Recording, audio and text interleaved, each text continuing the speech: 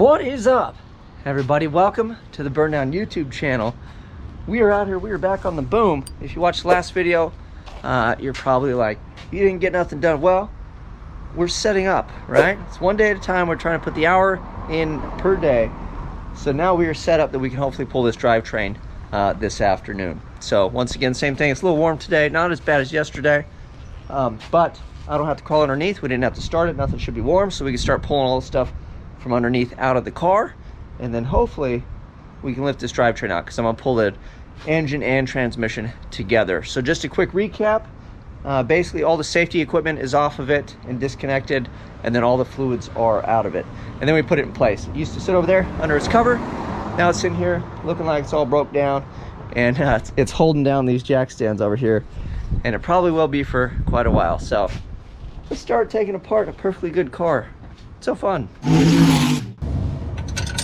All right, because we are moving from a Power Glide to a 480E, we're probably going to have to shorten the drive shaft, which is this dude here, because we're gonna get some extra length out of that transmission. The Power Glide's real short, it's really light, it's compact. The reason I chose it in the beginning was I wanted something I could try to build myself, because transmissions are very expensive, especially when you're trying to hold real horsepower.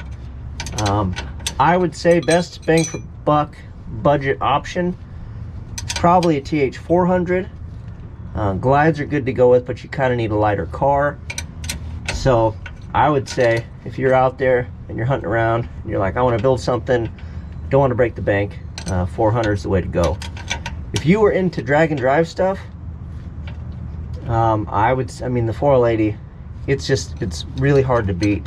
That overdrive with the lockup just saves and knocks all the temps out of your transmission. So that's my advice.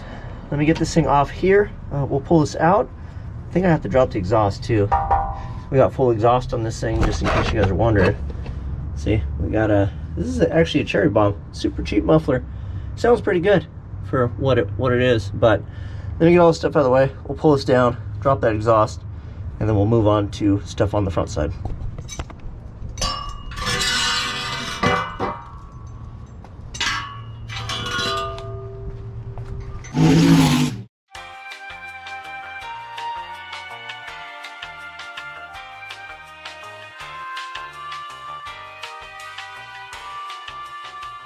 We got the cold side plumbing off. Wastegate is out. Boost controller. I wanted to show you guys this. So it's funny because it's always hindsight's 2020, right?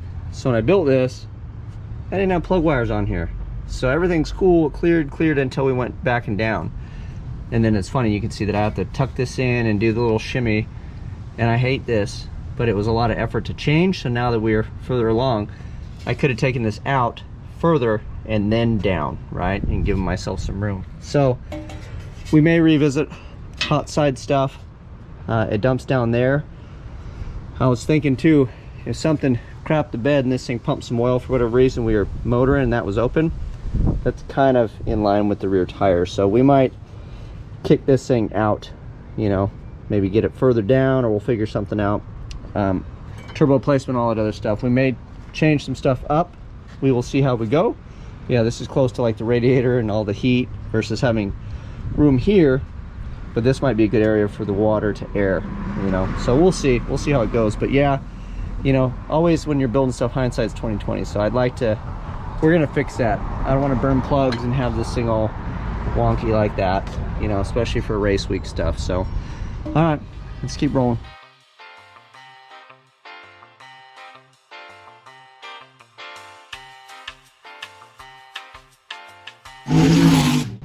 All right, turbo is out, and I figured if you're watching this, you might be interested in drag and drive style stuff, right? So I ran into a guy over the weekend at the swap meet, and we were talking about stuff, and he expressed interest in doing like race week, right? Drag and drive, same thing. I did Rocky Mountain 1.0. That's kind of the one that I like, considering it's the hardest on the planet. You know, if you're gonna do it, go big or go home. But drag week, all that, they all present their own challenges. Anyways, it was funny because I had mentioned something about it, and he knows the car, he's watched this car evolved, and he's like, oh, I have this Mustang I'm building. He's like, I want to do that with it. I was like, oh, okay. And then I kind of showed him my car, and we had a little bit of a discussion. It was funny because he's like, well, you know, your car is cool, but he wants to make his really nice, and his is going to be obviously a different level of an animal than, you know, the old Boom.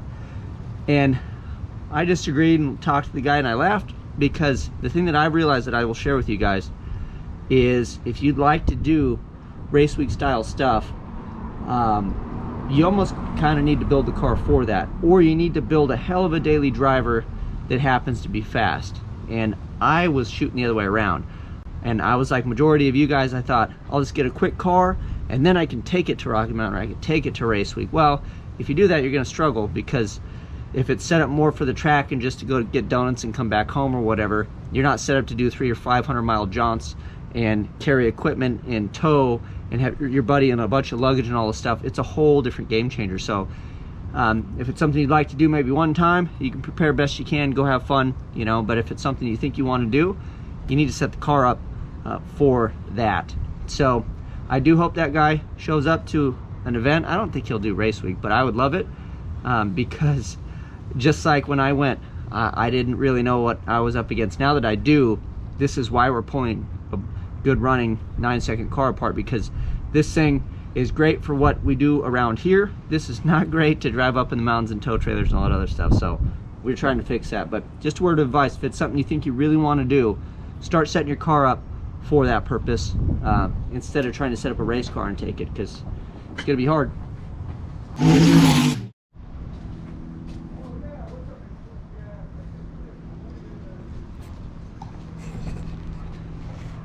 All right, well, I terribly underestimated just how slow and lazy I am when it's 100 degrees out. But this isn't, you know, a race. I'm not desperate to get this thing knocked out in one afternoon. So let's stretch it to a few, I guess, right? But along the way, I figure what we could do is hopefully we could do videos more like today's, where I can kind of talk to you guys a bit while I work on stuff. So it's not just a quick video run through of me time-lapsing, ripping things apart. So let me know if you guys like that. Let me know if you have any questions on any of this stuff, the direction we're going, any of that fun stuff. This is a look at where we're going to end. I figure it's better than, you know, pulling the exhaust and everything and leaving the engine open. And where I'm going to end off after this video is we're going to drain the radiator, because it's going to make a mess for the most part. It's just water in there, and I got to lay underneath to undo stuff. So we will drain this, so when we come back tomorrow, first thing we can take this out and get that out of the way. The rest of this stuff's pretty simple. We can get to motor mounts as soon as I take off the hot side. We should be good to go. So thought I could get it done a little quicker if we put a little bit more effort in. I put a little bit over an hour in today. We do have a bit of time. It is Taco Day, Taco Tuesday, but like I said, no need to push it. So we'll just keep rolling.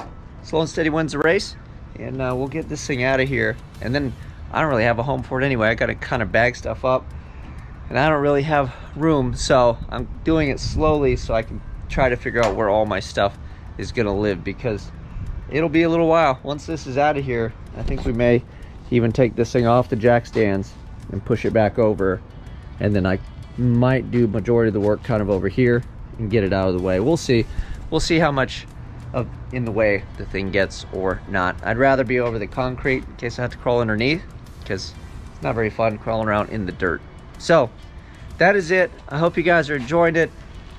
Hopefully we can make this thing into what I'm envisioning. So I'm hoping for a low to mid 9-second car, without having to push it terribly hard.